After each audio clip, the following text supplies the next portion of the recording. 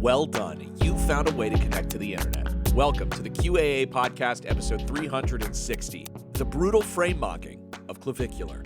As always, we are your hosts, Jake Rakitansky, Liv Agar, and Julian Fields. Woo! No, we got to put in some like sound effects or something. Ha! That's good. That's good. That is how TV stings open. Breaking news, everyone. Breaking news. Hot off the press. Clavicular ran into a frat leader at ASU and got brutally frame-mocked by him. Sources are even saying that Clavicular was mid-jestergooning when a group of foids came and spiked his cortisol levels. Is ignoring the foids while munting and mogging moids more useful than SMV Chad fishing in the club? Keep listening to find out. This sounds like dialogue from like a LucasArts point-and-click adventure. You know what I mean? It's actually bordering on Clockwork Orange, like level of made up. Yeah, like words. Yes, totally. Yeah. I said this later, but like it really is camp at a certain point. It becomes performance art. Yeah. Well, what else is gesture maxing but performance art? Yes, folks, we are doing a Clavicular episode. I feel like it was long overdue to do another looksmaxxing thing. I did one 2 or so years ago. But the memes and the culture have gotten so big. They've hit really critical mass to the point that like all of my younger Gen Z relatives know who this is and what's going on here. It's just completely ubiquitous. It's a disaster. Yeah. When you first told us about bone smashing and looksmaxxing and stuff like that and mewing, I was like, well, that's cool that was kind of a flash in the pan and that never took. And then fast forward and it's like this 20-year-old and his entire crew have somehow made this the main cultural conversation, which makes sense. Like, again, if you're circling the drain, like at this point, we're at the hair clog, like we're down in the tube already. We're at like the first of several absolute Rat King style hair clogs. Yeah, this is where we've reached the point where Green Gobbler can no longer help you. There's nothing you can pour into this drain. Yeah, you could pour like several of those bottles of highly toxic chemicals, and it would never touch a single hair on this one. For the rest of your life, you're going to be standing in a 1/4 inch of lukewarm water in your own filth. Yeah. If your age is closer to Jake or Julian than it is to me, you may be wondering what a clavicular even is. What's an amphoid? How does one even jestergoon to begin with? And these are great questions. Yeah. Yeah, Foyd is interesting. The only thing I can think of is the Domino's pizza. Oh, you don't even know what foid is. This is going to be a really good episode. Jake does not know anything about this. I have poisoned myself in preparation and was already a little bit curious. And Liv clearly, is driving the ship. I was born in it. Yeah. She was born. All I got to say is this. I pulled up one video of Clavicular and showed it to my partner to be like, have you seen this guy? Do you know about Clavicular? And she looked at me like, why are you watching that? Like, she looked at me seriously disturbed, like maybe a bigger conversation needed to be had. She was like, what? No, I don't know anything about this guy, but why are you watching these videos? And I was like, oh, well, it's for work. Like, I felt guilty all of a sudden. You and many, many parents across the land are having this exact experience, just being like, wait, this is really what you're watching? I mean, Liv kind of has the top of the cheekbone here. I can see it's a bit reddish, and it seems. Are you like starting with plushies, or what level of bone crushing are you at? Because I can see it is definitely shaping up. It's shaping up. Yeah, let's just say I'm in the pipeline. Let's put it that. It's been said that all Gen Z slang is invented by black people, gay people, and far-right incels. And wouldn't you know, all of the terms we'll be discussing today originate from the lattermost group. Damn. Yeah, isn't that crazy? The QAA podcast talking about far right Yeah. incels. Oh, we should focus on the two first ones. They seem way more interesting. It seems more We should fun. be discussing like mother and shit like that. What are we what are we doing here? We should be discussing cunt quakes. I don't know any of That this. would be much more fun. Yeah. Teach Jake what mothering is. What is Yeah, it? get Jake to take a shit on the mother toilet. Exactly. What? Don't worry about it, Jake. Don't worry. Okay. Don't worry all about it. right, Don't all worry right. about it for another episode. That's okay. There's not going to be any overlap, so don't worry at all. No. But more specifically, we'll be talking about an incel-adjacent forum turned internet subculture called looksmaxxing, which has polluted the minds of many a young Zoomer into the belief that all success in life is driven by one's proximity to conventional beauty. The influence of this chud-coded internet subculture has appeared to peak alongside its most well-known and thoroughly made fun of influencer, a 20-year-old self-help guy named Clavicular, who's risen to internet stardom by making the rounds on various manosphere, far-right adjacent podcasts and internet shows as an ambassador of the looksmaxxing ideology. Yeah, don't they have him on like Fresh and Fit, surrounded by what they call OF demons? Yes, yeah, the that classic podcast where it's all of the OnlyFans girls just being like berated by right-wing chuds. Yeah, they put him at the center and he lectures them. Surprisingly symbiotic relationship because all those girls get like a shit ton of money from it. But he's like, oh, your mid-face ratio is like 0.8, which is suboptimal, which means that you're ugly. You're actually a 4 out of 10. And it's just talking like the most beautiful one you've ever seen. Yeah, he's talking to the most beautiful woman you ever seen, telling her that her maxilla is recessed. Yeah, exactly. And he's named after a bone. Yes, the clavicle. But it's mostly it has to do with his shoulder width. That's his big claim to fame. Shoulder He's width. looking real top heavy. Is clavicular, is that a made up word or could I find that in Webster's? I mean, it could be the adjective of I think it is the clavicle. adjective of clavicle, yeah. Oh. Like, oh, I have clavicular pain. Yes, yeah, I think so. It reminds me, you know what it kind of sounds like? It sounds like banicula, you know? Sounds like funicular. You guys know banicula? Celery stalks at midnight? No, but I do like word association, so go ahead. Well, it's a vampire rabbit. Series of Of course. successful children's That's right. books. Banicula, you guys don't know? Jake is going to immediately go into a fugue state and try to like just word associate himself out of every paragraph. Yeah. when I Liv's am done I am with it. swishing. I am swishing back and forth. I'm trying to escape from this episode before we've even I started. would prefer not to be here. Yeah, sorry, Jake. Get in the cage. I'm here. I'm ready. But while we'll get to what looksmaxxing even is in a minute, it might help to get a quick sample of some of the memes that have accompanied Clavicular's meteoric rise in the past few months. They mainly come from a February 5th Clavicular livestream on the website Kick. In this stream, Clavicular is visiting Arizona State University in what people call an IRL stream, where content is generated by the streamer interacting with people in public places, oftentimes in an environment that's completely uncontrolled by the streamer. Yeah, so you have the camera guy, and they have the little lights, and they're in the middle of the party, and usually he's being insanely rude or trying to get a girl to do the Roman or like the Roman salute, as they put it, or say the N-word. Of course, that's another classic. Yeah, just saying controversial stuff. There's one stream I saw where like he was getting kicked out of a place because he refused to stop saying the N-word. And then some guy like is like about to beat him up, and then he's like, oh, and he runs away. He's being antisocial and has an environment to encourage it, basically, which is really all Kick streams, if you need a summary. Yeah, it is interesting because it's definitely a culture that's new. The whole like Kick offshoot. There's just truly no end to the depravity, whether it's gambling or self-harm. I mean, this is like if Twitch took a little page from the book of that insane crypto coin website where people could stream themselves doing horrible things to themselves to increase the value of their meme coin. Pump.fun. Yeah it really is everything just melting together, but it's especially like all of the worst vices of our time, just like human trafficking, hard drug use, gambling. Like it is truly like the seven sins, like getting together and founding a platform. Really cool. Yeah. At one point in the stream, Clavicular enters a frat party, and a very ripped frat bro in a muscle shirt, whose name is Varys, asks him for a photo. It's like Varys has joined your party. Please, sir, may I have some clout? It's the most fucked up thing Varys has done since killing Kevin Lannister. While a normal person might react to these two posing for a photo by saying, wow, look at these two handsome young men. That is not the looksmaxxer way. And Clavicular's livestream was immediately filled with chatters posting a single word that perfectly describes the attitude they take towards all human social relations.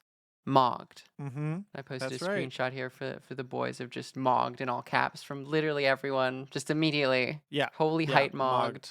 Mogged. Mogged, mogged, mogged, Mogged. mogged, mogged, mogged. And this is how it starts, because at first, of course, you're going to have an orbit mog. And before you know it, you've got a guy Chad fishing, he's frame mogging, and then a clipper just determines it. He just writes that headline. And then from then on, everyone's reacting to the headline of that one clipper. And it's good. It's good. It's a good ecosystem. And part of it is in Wait. Pakistan. Hold on. It's a giant bank full of phones strapped to Hold like on, I'm a opening gurney. my Duolingo. I'm opening my Duolingo app really quick. Okay, Alpha, I yeah. understood most of that. Gen Alpha. What's a clipper? Is that somebody who clips the scene and then sort of frames it as what happened within their clip? Liv, is this about correct? I think that's Yes, yeah. about right. We'll go through it in a second, but that Yeah. is there are professional clippers who get little clips to get the most viral. And on the Everything app, they actually make money off of it. So they have an incentive to drive engagement, which is good for culture, I think. So they don't like Clavicular. So he's kind of like a villain, and you watch his content to like hope that somebody's like better looking than him or knows how to hold their like face muscles in a way that's more attractive than him. Am I sort of in the... It's kind of a spectrum of cruelty here, where it's like some people might really look up to him and be like, oh, but like it's on a spectrum from that to someone who's just like, I hate this guy and I'm gonna be trolling him and I wish bad for him, which is really like the internet subculture of looksmaxxing, where it comes from, is really, it's like kind of Pepe forum cruelty, Pepe incel forum cruelty, and giving other people body dysmorphia by critiquing them when, you know, there's nothing especially wrong with their looks. I'm not sure I would have survived this era if I was this age group now. Yeah, it's really bad. Like, I had a tough time with no internet, no nothing. Just the idea that I had a feeling, I had a feeling that there were some people at school that didn't like me or were making fun of me behind my back or subtly to my face. You know, it was something that I would think about at home, you know, or during school, but it was nothing that I could see like clipped, posted, and sort of headlined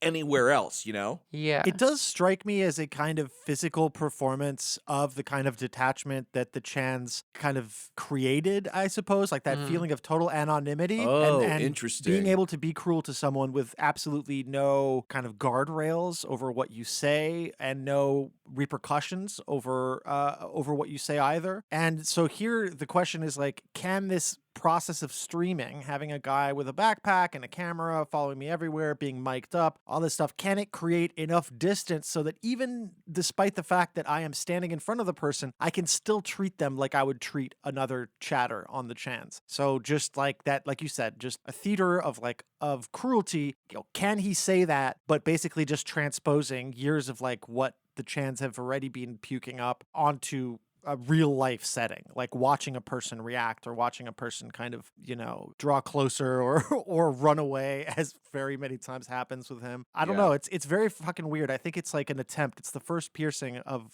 that veil of like, oh, you're behind your keyboard warriors. It's like not anymore as much. I mean, or at least like there's an attempt at bridging that gap and being like, well, no, this can actually apply to real life, you know? For people who are online poisoned and very much lost in these like hallways, it must feel pretty good to feel like your culture's finally physically spilling out. You have video evidence of it. You get to see people react. So he's kind of an avatar of your cruelty. If you had the balls to sacrifice yourself on the pyre of visibility, which is what he's doing, then I think like you become a kind of hero for all these people who wish they could treat people the way that they treat people on the Chans, but in real life, their frustrations against their family and friends and any, you know, potential partner who spurned them. It's very much so a Trump 2 microcosm, where it's like, well, you're allowed to say that because, you know, woke is gone now, which is starting to be less the case, but it's still certainly been the case for Clavicular. I mean, Taylor Rentz has a good video on Clavicular. She talks more about like he was in this like TikTok influencer circle that was like pretty big, like the Cookieverse, with this guy named Cookie King at the center. He's like, he's got 3 million views on TikTok, and like they're kind of like not politically correct, but they're like kind of safer. And there was some controversy because it's like, hey, your friend Clavicular won't stop saying the N-word, and they were like, oh yeah, we're sad about about that, and then they distanced themselves for a week, and then they just went back to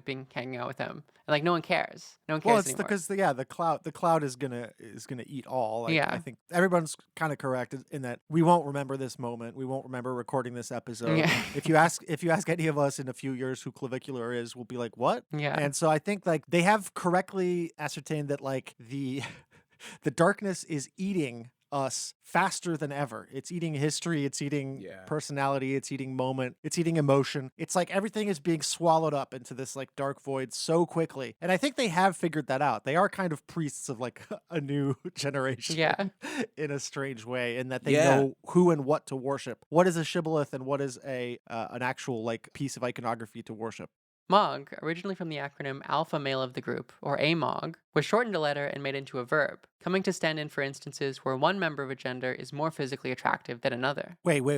I don't want to be rude here, but like there was that woman who was like, oh, I just butt mogged these Zoomers. Oh, I love her. That also came from AMOG? Yeah, that's Mog is a pretty old term in terms of internet lingo. But it originally still did come from that alpha male of the group. Wow. Yeah, which is I think it's mainly bodybuilding forums from like more than a decade ago. So it's been on like kind of Chan incel lingo for like quite a while. It's only really broken into the mainstream in the last couple years. So yeah, the butt mog these Zoomers girl, the lady she was just, in the kind of incel adjacent right-wing coded culture. Right.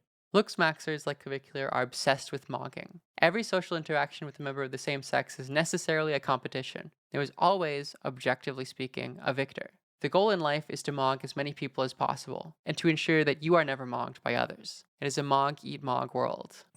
Yet there are many different ways that one can mog another. You can add a prefix of your choosing to the term in order to specify exactly how one individual is physically superior. In the case of Clavicular and the ASU frat boy, there was a serious case of frame-mogging, where Clav's frame was noticeably smaller than the man beside him. Ironically, frame-mogging is closer to the original usage of the term mogging by bodybuilder forums, who were first and foremost focused on the male physique and getting as big as humanly possible. But looksmaxxers would extend the usage of the term mog to any comparable trait that might affect one's heterosexual dating outcomes. A normal person would hopefully think very little of an event like Clavicular posing beside an ASU frat boy who happens to have a bulkier frame than him. Sometimes, people are going to be bigger than you, and that's okay. Just a message to Clavicular who's watching. I have like a weird mothering instinct to him. I like feel so bad for him. I just love this. This is so good that we finally have that written as a script line. And that's okay. This is especially if you're already clearly a conventionally attractive man, as Clavicular is. But it wasn't just Clav's kick chat that has terminal looksmaxxer brain, and Clavicular has also been completely consumed by the looksmaxxing ideology. Following his brutal frame mogging by Varys, he immediately comments on the frat bro's physique, saying, "Damn, you got me by a lot. I stopped gymming. Yeah, dude, fuck." This event would only become truly noteworthy, though, in the grand scheme of internet Zoomer culture later that day, after a Twitter user named Biggie Clips posted a video of the incident with a caption that read this: "Clavicular ran into a frat leader at ASU and got brutally frame mogged by him." This post would garner 14 million views, a vast majority of whom likely had a similar reaction to the sentence as the average listener of this podcast. Yeah, they smashed their head against a wooden beam until it split open. They were so fucking angry. Yeah, they're doing bone smashing, but it has no aesthetic purpose. Yeah. It's trying to like cave in the front of your brain. Yeah. And just like that, a viral meme was born, as multiple corners of the internet join hands to make fun of the ridiculous way that looksmaxxers talk about innocuous human social interactions. To give a few examples of some viral posts related to the incident, Will Stansel's zippy 2011 Honda Fit received 35,000 likes on a post that read this: "If you're 25 to 30 and your main circle isn't discussing, Clavicular running into a frat leader at ASU and getting brutally frame mogged by him, then it's time to find a new circle. Your network is your net worth." Ah, yes, this meme. This is like I know this, actually. I know this. This is you from, I can't remember who said it, but they're like, you and your friends should only be talking about like going to the gym, like fucking, and like money. It's classic grind Yeah, stuff. this one is good because there's only one thing. Yeah, it's just that. It's just Clavicular running into a frat only leader at ASU. Jaketropolis received 20,000 likes on a post with an attached photo of Paul Revere's Midnight Ride that read, "Clavicular was frame mogged! Clavicular was frame mogged!" Yet this didn't just explode on Twitter. Z.eb on TikTok received 350,000 likes on a video that said this. Notice how they scheduled the Super Bowl right after Clavicular got frame-mogged by the ASU frat leader. And I haven't heard from FaZe Banks in a while. I feel like he's got something to do with this. I am sick of people getting older. I don't want Gen Alpha people to have a mustache. I think that's wrong, and I don't like it, and it shows that we're all getting older, you know? No, the porn stash is big, like Yeah. among Zoomers. It's really in. Really? Yeah, they're going full Australian. If you go to Australia, it's like, I mean, Americans haven't really properly readopted the mullet, but over there it's just like mullet mustache. It's like the classic dude. Mm-hmm. Skylar Max received 350,000 likes on a post where he appears to be in conversation with someone in an office setting discussing the 2 Super Bowl halftime shows. Which halftime show did you watch yesterday? No, I was watching how Clavicular got frame-mogged at the ASU by the frat leader. What? Yeah. Fucking fake news. That's the best part about these clips is that they're totally just wrong, or like they'll reframe something totally wrong. Like this guy not in a frat, not even in a frat, which is great. It's good that he was in their brain, they're like, well, if he wasn't a frat, he'd be the leader. Obviously, they defer to the largest frame. Yes, the concept of a frat leader is awesome. It's like a hierarchy there are. in the frat. There are, yeah. There is Okay, that okay. hierarchy. It's just that he's not in it. No, he's definitely not. He's just there. But they just assumed, yeah, I mean, not only are we going to put him in a frat that he's not in, but hey, why not? He's the leader too. It's perfect. It's a perfect headline, and it went viral because it's just like whoever's brain can like invent this extra little piece of information is what made this work. Like ASU frat leader is a very key term in this headline. To me, this just feels like people, it seems kind of like fun and ironic, you know? It's like they want to create news out of something so meaningless because the real news is so depressing. I mean, it is a bit like the Andrew Tate thing, right? Where it's like, this guy's huge, what is happening? And then a lot of people just hate watch it. It's like Liv said, there's layers of cruelty and voyeurism here. Yeah. It's important to note that the original poster of the video, Biggie Clips, is a right-wing manosphere-related clip channel with a blue checkmark, meaning they are one of many people on that website who is able to make money off their post receiving engagement. Often, giving users this direct incentive to drive clicks will greatly decrease the quality of posts on a website, as cheap rage bait and easily reproducible, unproductive discussions dominate discourse. Yet sometimes, and I would like to emphasize very rarely, the monetary incentive to posts produce a gem so bright you can't help but notice it when browsing the internet 3 websites away. Wow. I want to see your vision of the internet. It's like a city block. Like Yeah. just No, it's three houses down. I was not on Twitter for this whole week because, you know, Yeah. at some points in my life, I actually care about my mental well-being. Meanwhile, Jake is still living in GeoCities in a neighborhood of his choosing. And that's where I'll stay. We've got a beautiful community pool. Also not even on Instagram or TikTok, but I still felt the glow of this meme. Like, I can't even Yeah, remember yeah. where. Like, maybe I was looking at like Poll or something to like check far right stuff. It brought me back on Twitter, and I went down a fucking rabbit hole. I watched so much Clavicular. Yeah. I think I'm getting like phased out of pilledness. He's getting FaZe Banksed out. Bro. I think I'm getting phased, clanned out. It's the same way, you know, like video games are kind of starting to sort of like phase me out as well. And I feel like social media and like the culture and like I'm feeling that like George Clooney, you know, floating out into space like at the end of Gravity, you know? Jake, did you not know that they did a recall on your model? Like it was faulty to begin with. Don't worry about it. I'm like Johnny Five. I'm like I was supposed to be a military weapon, but at some point I smoked like a real weird strain of dope and like just became like kind of like a fun friend. A day after Clavicular was frame-mogged, on February 6th, another blue-check clip farmer named ChromeHeart600 would take advantage of the buzz surrounding Clavicular and looksmaxxing terminology to post a clip of Clavicular interacting with a group of women during an IRL stream.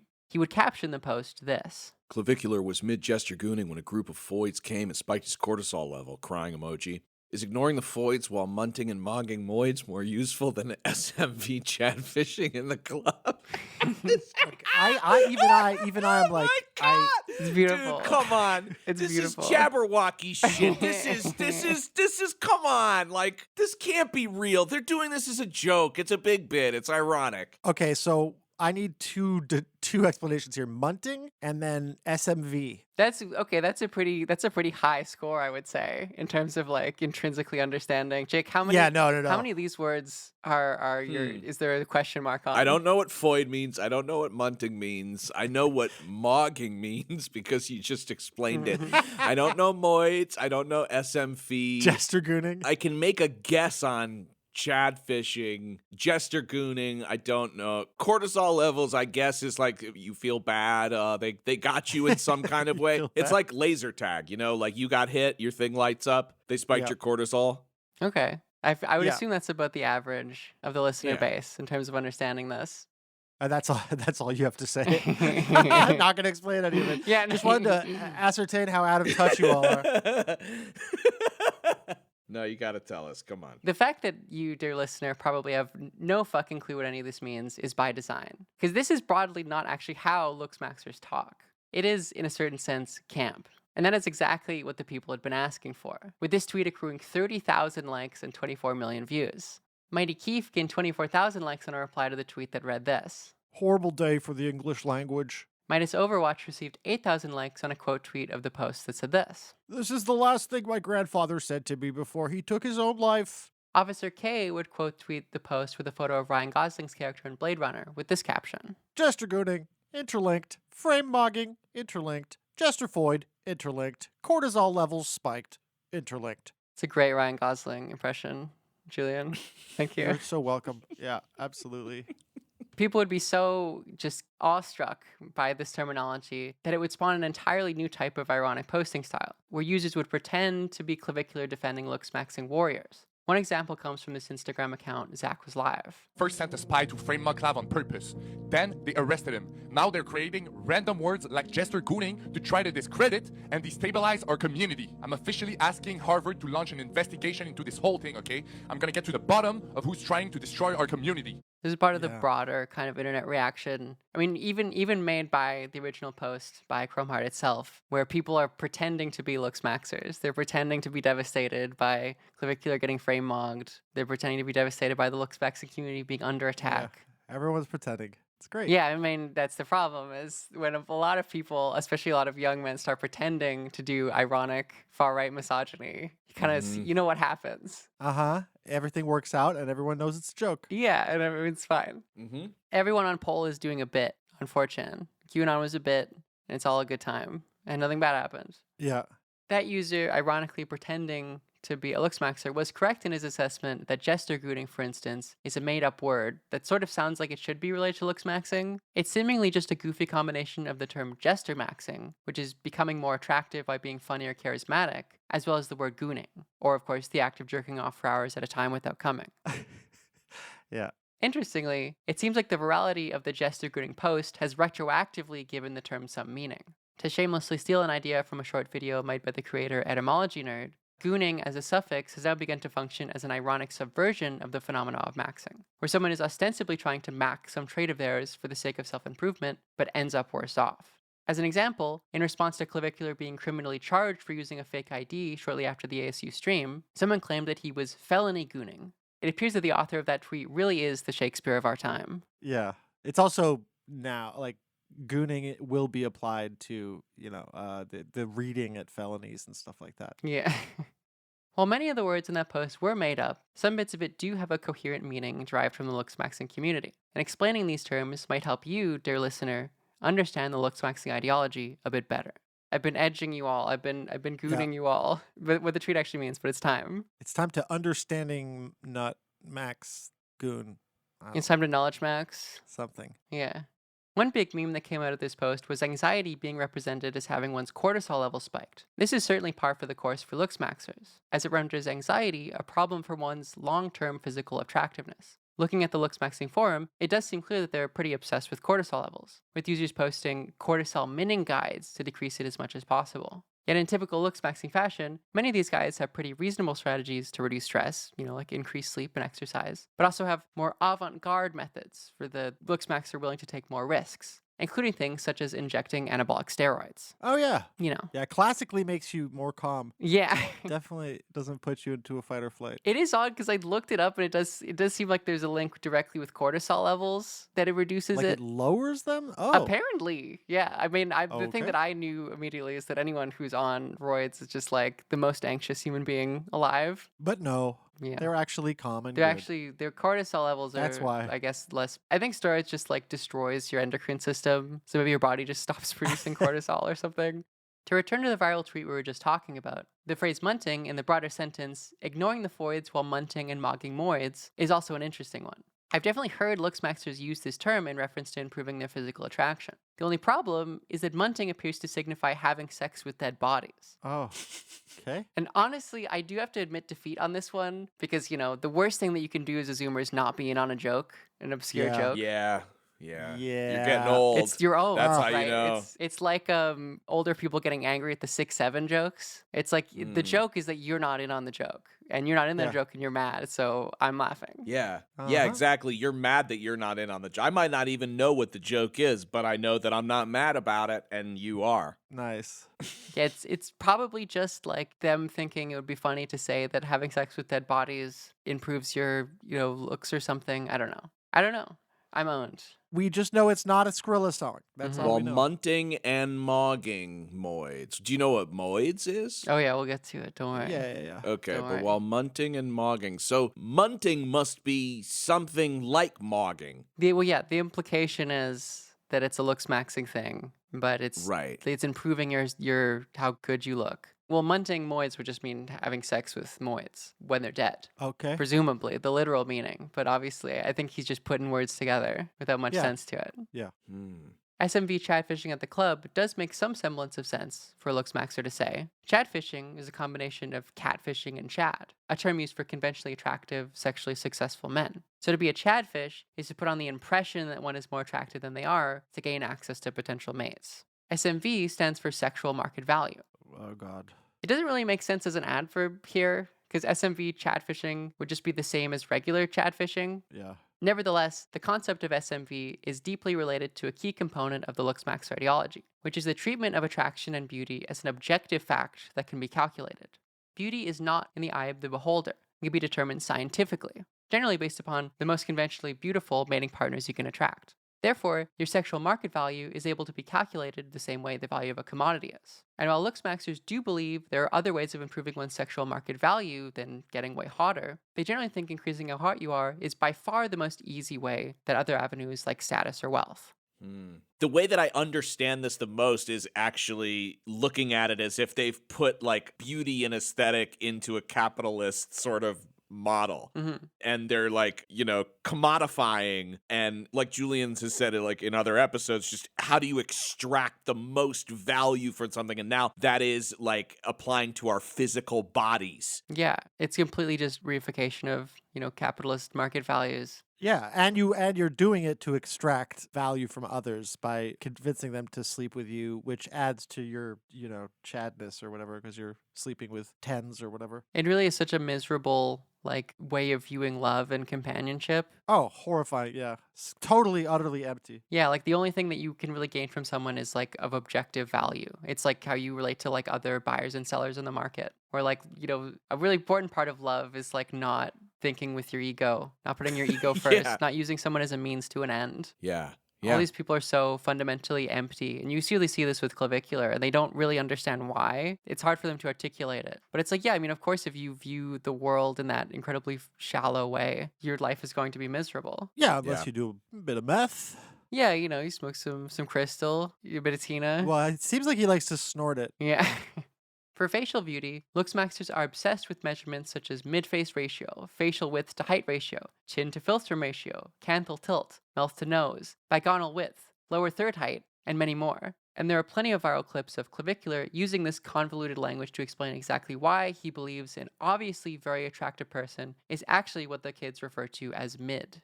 Here, for example, is Clavicular on far-right agitator Michael Knowles' show, claiming that anyone who is attracted to Sydney Sweeney has porn brain. On social media, don't get a lot of likes and certainly don't get brand. Well, what are we talking about by hot? Good looking? Some people think that Sydney Sweeney is extremely attractive. I would say, I don't want to scandalize anybody, I'm a married man. I would say Sydney Sweeney is very attractive. I would say that she's pretty malformed. Her upper maxilla is extremely recessed, right? She's got the eyes of doom with no infraorbital support. She's really not that much of a looker in her face. I think that a lot of people with brains find her attractive because of her Hey, I body. don't have porn. I don't know. Well, you're telling me that I don't that if know. a guy finds Sydney Sweeney attractive, he's got to have I think that she's above average in looks, but certainly not that, like, No, you said she's got a sunken suborbital. I forget the words that you said. Yeah, she's got a recessed infraorbitals and a recessed upper maxilla. You're telling me you go to a bar. I'm just saying she's not the pinnacle of looks that I'm talking about to actually succeed on social media.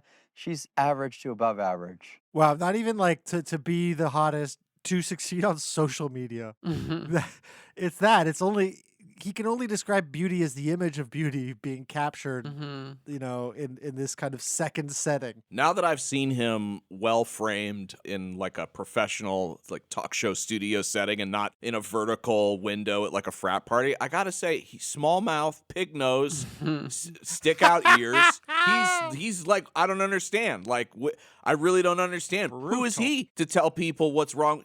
You see that mouth? That's like you put the slider way to the left on mouth width, ears too big. But this is where I'd argue that the ideology is larger than clavicular, and clavicular is not necessarily the problem, because he himself is a victim of the ideology. You will see him in many videos like accepting that he looks like shit or saying that he's a piece of shit and he hasn't worked out in so long.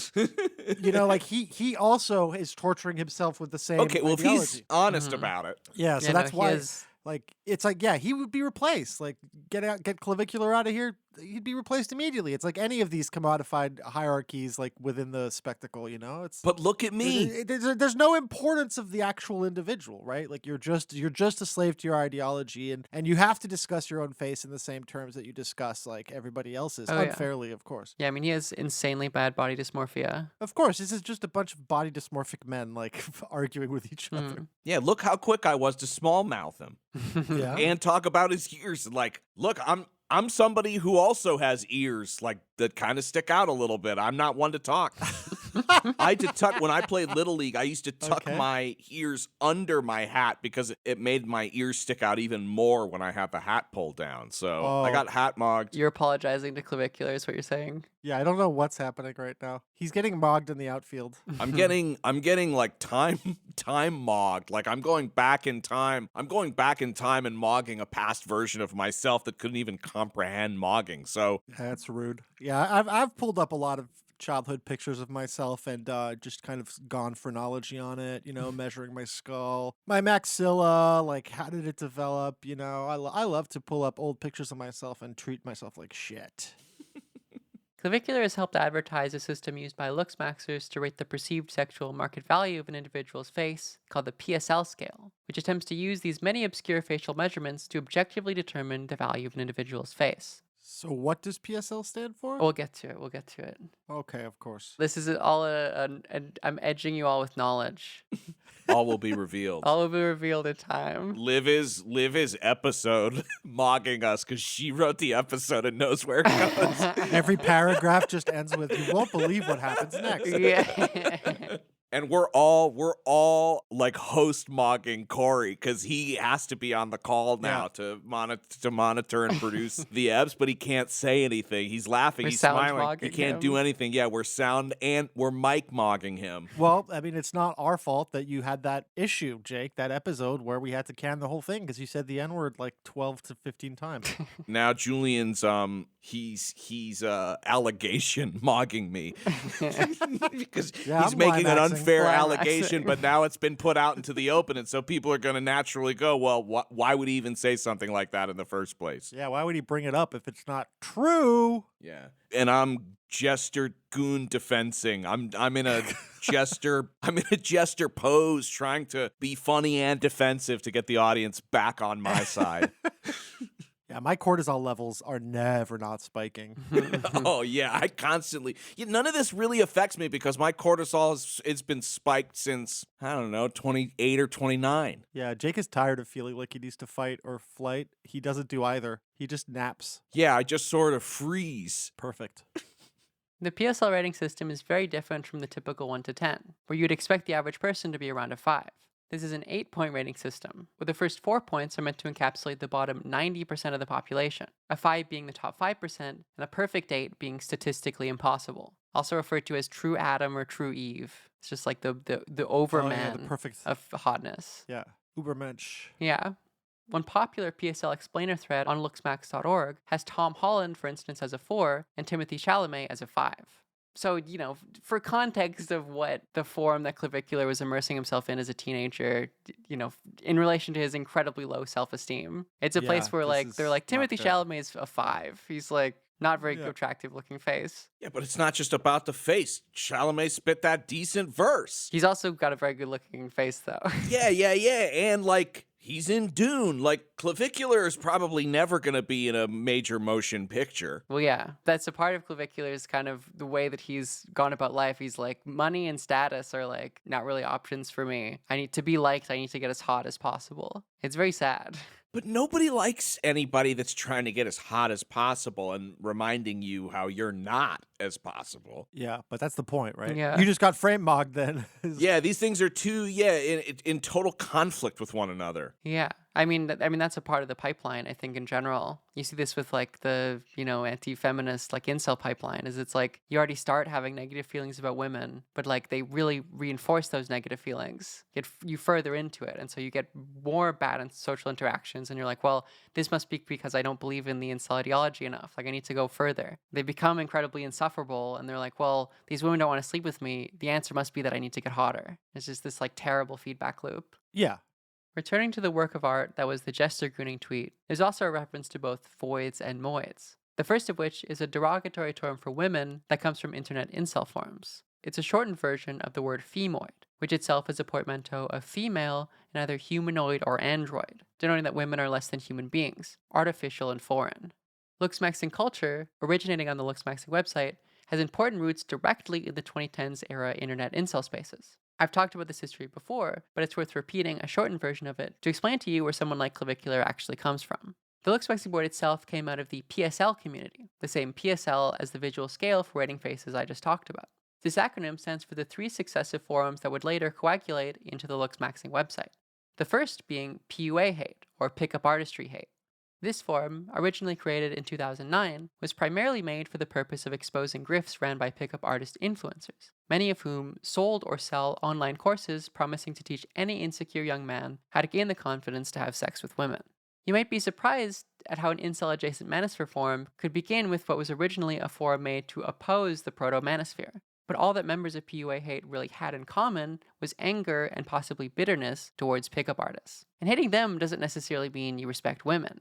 For many of these men, the resentment they felt towards pickup artists was simply a transference of their resentment towards the women that would refuse to sleep with them. And many men on the forum would simply come to the conclusion that game, with the ability to convince women to sleep with you purely through charisma, is a waste of time.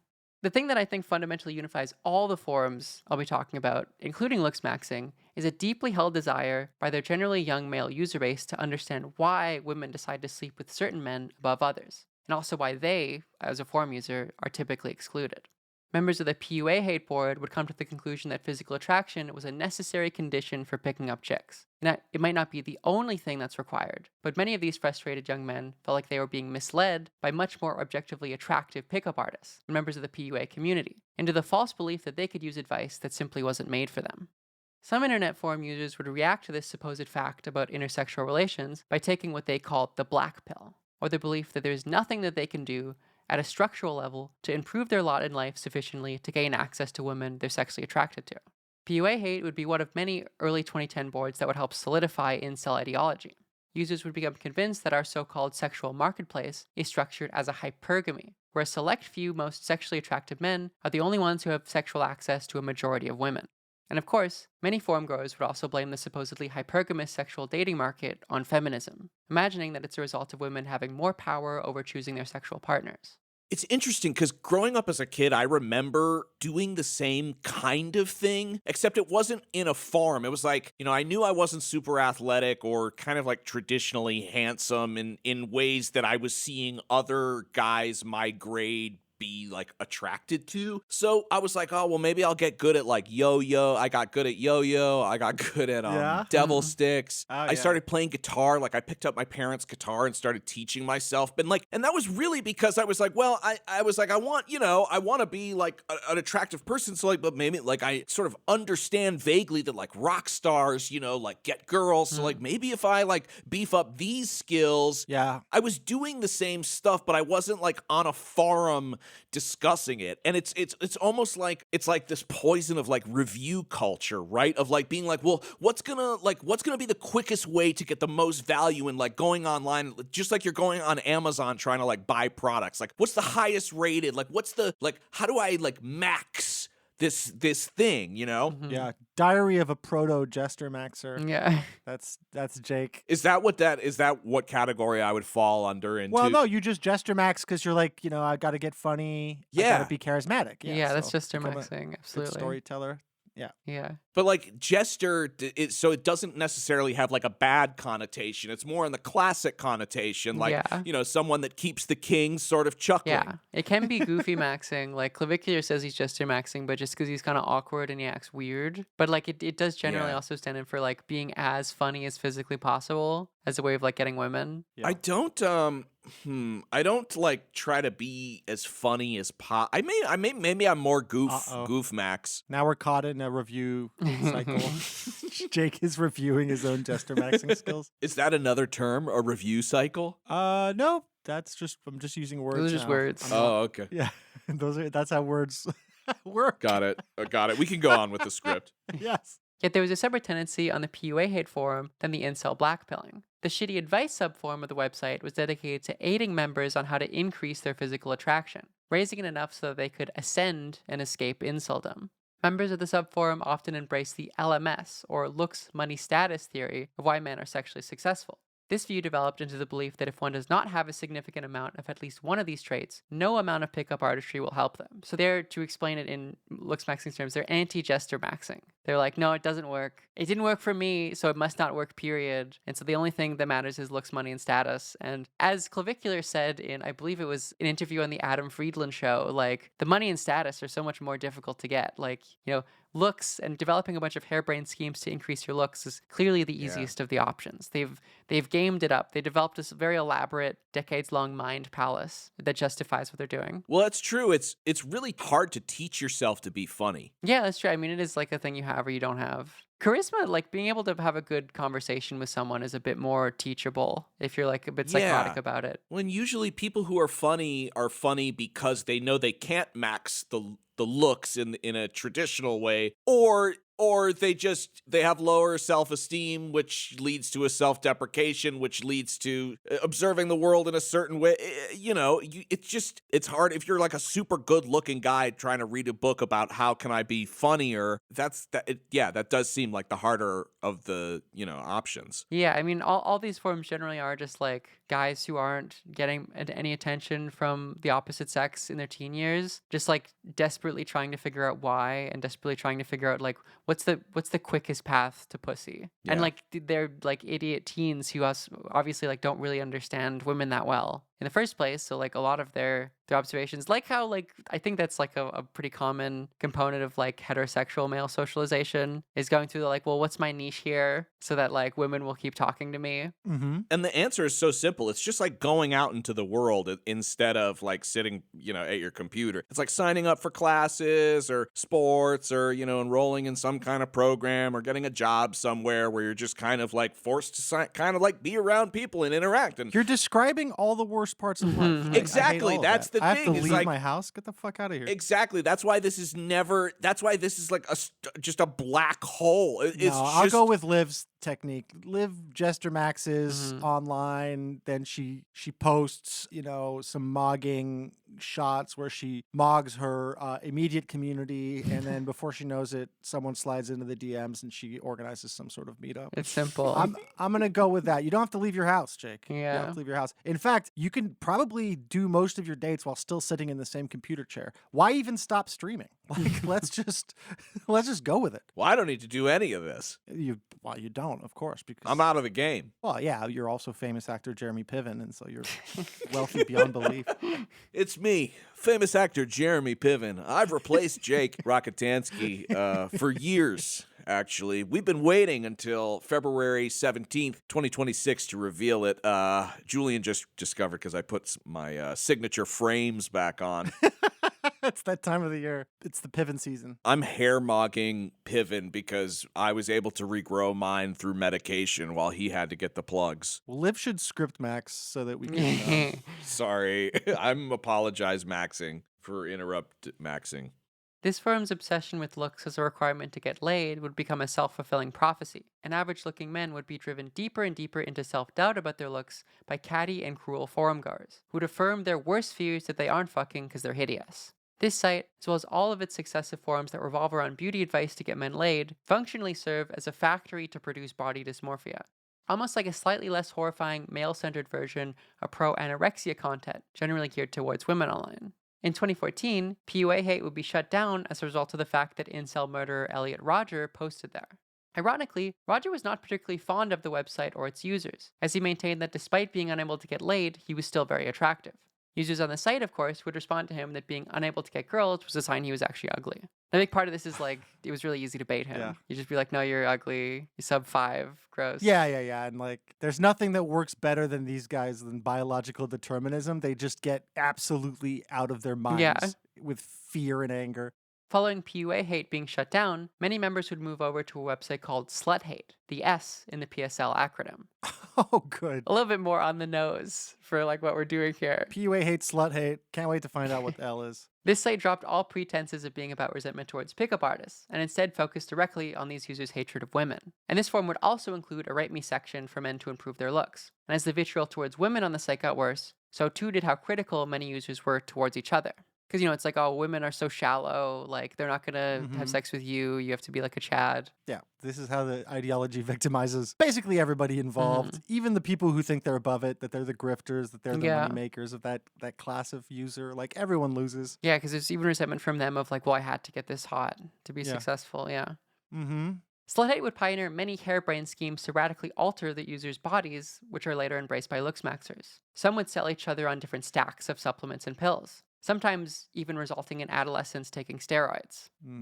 Eventually, users would become tired of how moderators were running the website, and some would migrate over to a website called Lookism, a board less explicitly centered around vitriol towards women, and more around resentment towards more attractive people being generally treated better by society. So, no, it's like, you know, racism or sexism. That's the L. Yeah, and that is the L.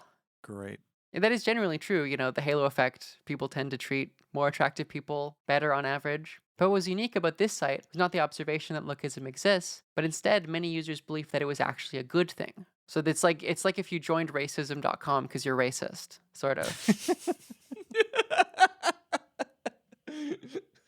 While often semi-ironic, lookism users would view uglier people as less valuable human beings. The previously mentioned PSL scale, for instance, often marks the lower points as making someone subhuman.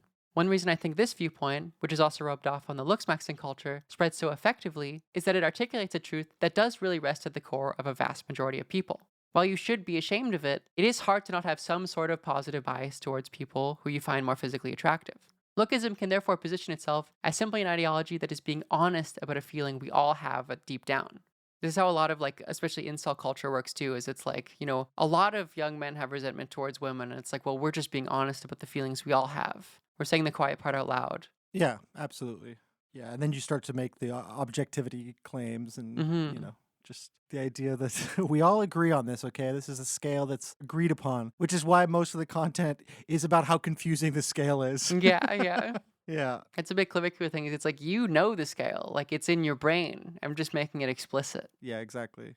To return to the main topic of this episode, Clavicular is certainly deeply influenced by this component of looksmaxxing, and he caused quite a stir, for instance, in an interview with Michael Knowles, when talking about a potential presidential election between J.D. Vance and Gavin Newsom. This next election cycle, who's going to win? It's going to be Gavin Newsom against J.D. Vance because J.D. Vance is subhuman and Gavin Newsom mugs. J.D. Vance is subhuman? Yeah. What makes you say that? He's got a very short total facial width to height ratio. He's obese, very recessed side profile, whereas Newsom is like 6'3" Chad. JD's very tall. JD's got to be Well, still, 6'2", 6'3". Gavin Newsom obviously mogs him to death. So you're a Newsom head. You prefer Newsom to the vice president. I'm just telling you who's going to win. Do you prefer him, though? Newsom being that much more of a mogger, and like having a president who's like fat. I don't see anything. You think I don't think he's fat. I would say He's a bigger guy, for sure. It's just like, it's just embarrassing. Like, how are you fat and you expect to like lead a country? You can't even be in shape, you know? Bro, they cut to Whichever right-wing clip farm I took this from cut to Taft at the end of that. yeah. Very beautiful, yeah. It's great. Great stuff. Cut to Dr. Phil there in the Yeah, middle. it's good. It's a good own. You really got Clavicular. It's a good representation of this, like, he's like, I'm just telling you how it is. Like, it's not, I'm not necessarily like Newsom more. It's just he mogs. Like, he's Yeah. just a more valuable human being. I wish this wasn't an accurate read on how stupid the electorate is, but Yeah, it is. Yeah. I was thinking the exact same thing. I was like, man, he's got a point.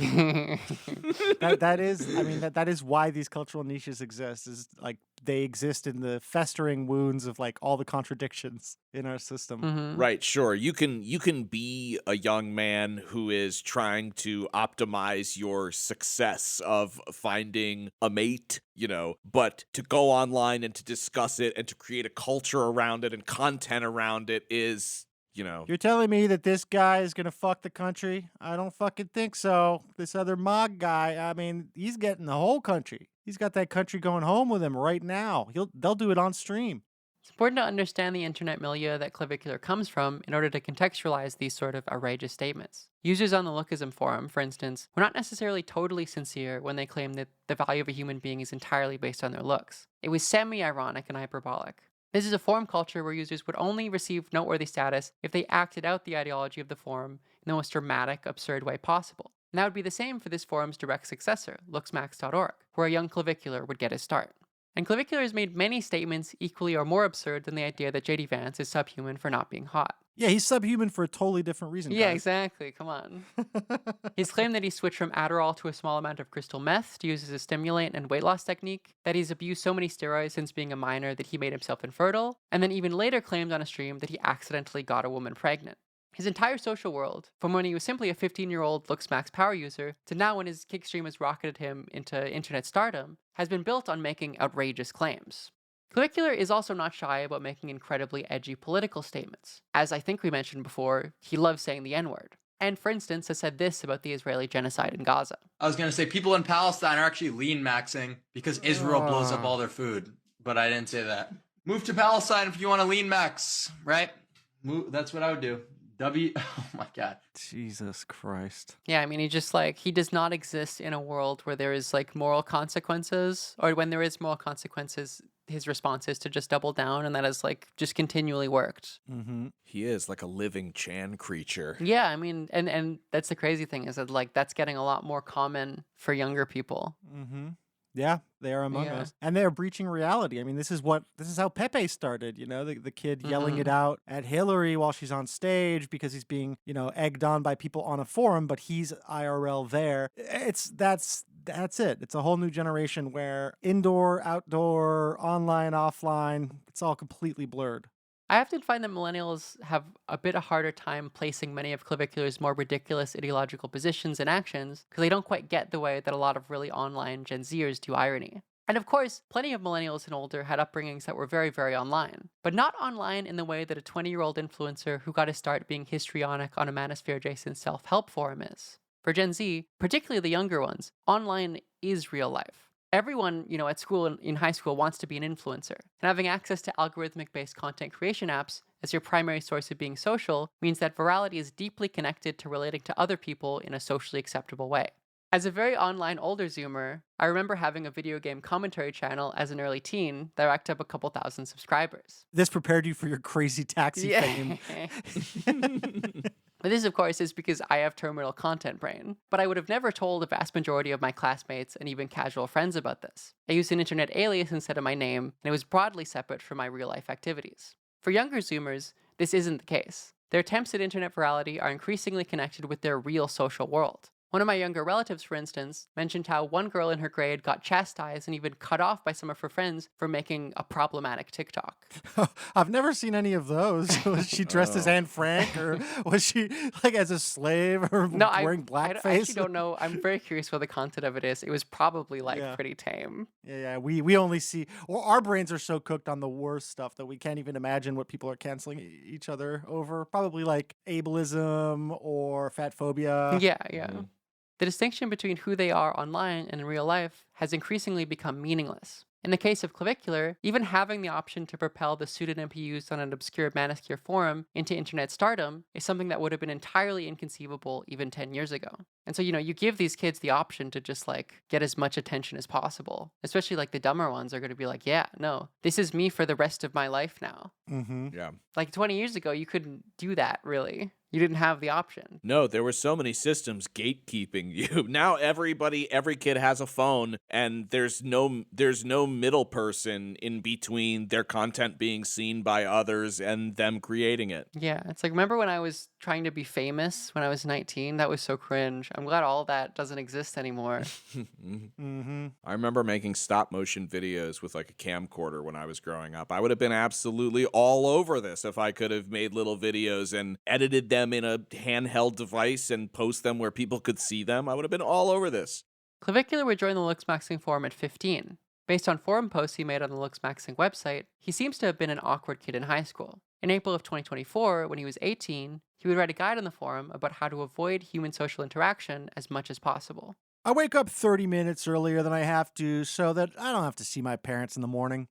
I get up at 6 a.m. for school, even though I don't start for 2 hours after that. I just sit in my car and wait for it to start. Don't walk into class first or last, both of which draw attention, which I don't want. I just walk in the middle of the pack so no one notices. Don't follow anyone on Instagram. This will make it awkward to walk by them. Am I supposed to greet this person now? I don't want to talk to you. Don't try to make small talk. Then it is custom to greet people the next day. Just ignore everyone. Never participate in class discussions. Start counting your words. You shouldn't be saying more than 50 to 100 words per day. I have gone entire days without speaking before. This should be your goal. When walking into a room, don't make eye contact with anyone. If need be, just give them a nod and walk the other way. When I get home, I try to go straight to my room without seeing my parents. I always greet my dog, though, because I love her. This is the only female I will ever feel a connection to. I care greatly for my dog because she gets so happy when I come home from school.